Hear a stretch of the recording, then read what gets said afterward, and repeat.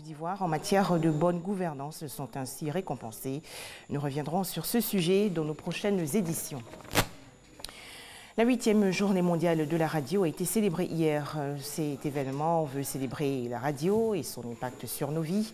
Le message du gouvernement ivoirien a été recueilli par Jean-Marc Djadji et Franck Kouadiou.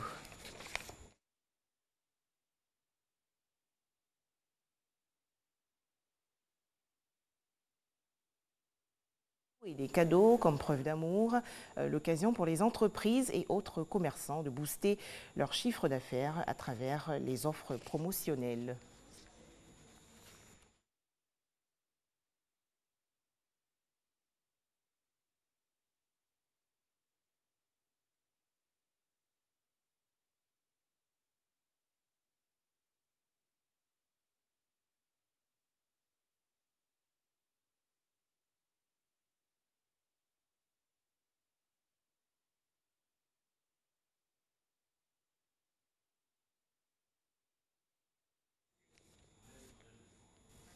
Mais on en parle quand même, non? D'accord.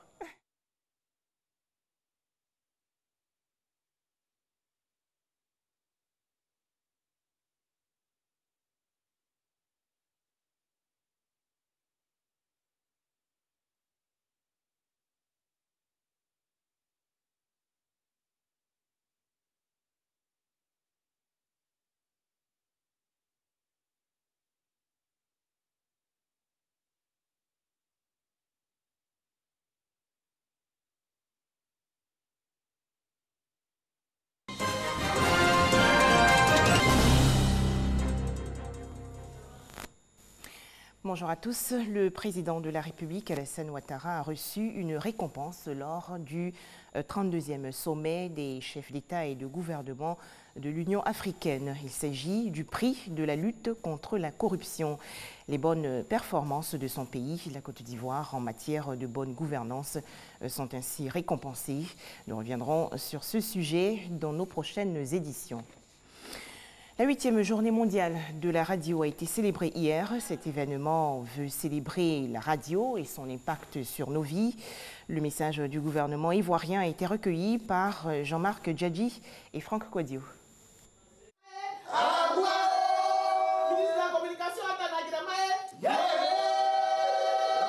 Apaiser et contrer la violence et le conflit, rassembler les communautés de tous horizons pour promouvoir un dialogue constructif en faveur du développement par le canal de la radio.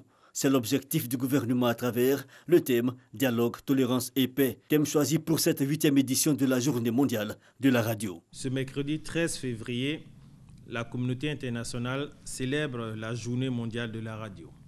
Ainsi, le thème de cette 8e édition de la Journée mondiale de la radio, dialogue, tolérance et paix, rappelle à notre souvenir comment la radio a contribué par le passé au maintien de la cohésion dans nos communautés trop souvent fragilisées par des conflits armés ou des crises sociales.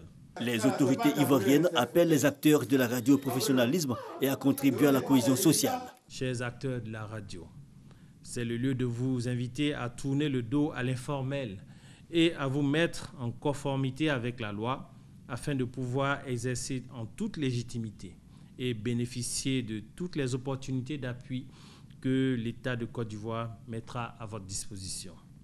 En effet, l'État travaille pour vous et veut continuer à travailler avec vous pour que la radio contribue activement à faire tomber les murs des stéréotypes, lever les barrières de l'ignorance, rapprocher les peuples et donc créer des sociétés plus inclusives pour un développement participatif bénéfique à tous les concitoyens. Bonne journée mondiale de la radio. Instituée en 2011 par l'UNESCO, la Journée mondiale de la radio est célébrée annuellement tous les 13 février. Autre célébration, c'est aujourd'hui la Saint-Valentin, le 14 février.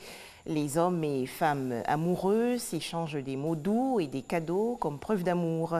L'occasion pour les entreprises et autres commerçants de booster leur chiffre d'affaires à travers les offres promotionnelles. Hier, mercredi 13 février 2019, c'était la rentrée au ministère de la Culture et de la Francophonie. Pour cette année 2019, ce département ministériel veut faire la promotion du pagne tissé, d'où le thème retenu « Valorisons nos richesses vestimentaires ». À noter que lors de cette cérémonie, le ministre de la Culture et de la Francophonie, Maurice Bandama, a décoré des membres de son personnel et des artistes ivoiriens.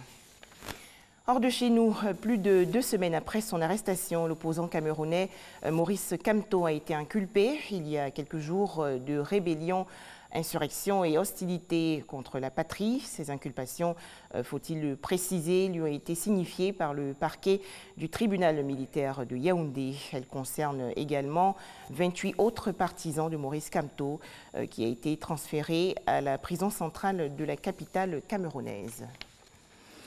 Drame hier sur le fleuve Niger. Une pirogue a chaviré entre le Bénin et le Niger au niveau de la localité de Sambera, côté nigérien. Selon les autorités béninoises, 64 passagers ont pu être secourus et une quarantaine sont toujours portés disparus. Les recherches se poursuivent pour trouver d'autres survivants. Enfin, fin de course pour l'A380 à la suite de la conclusion d'un accord avec la compagnie Emirates. Le constructeur européen Airbus a annoncé mettre fin aujourd'hui à la production de son avion iconique dont les livraisons vont cesser en 2021. Des discussions vont être ouvertes avec les syndicats. Voilà, merci de nous avoir suivis. Prochain rendez-vous, 13h, le journal.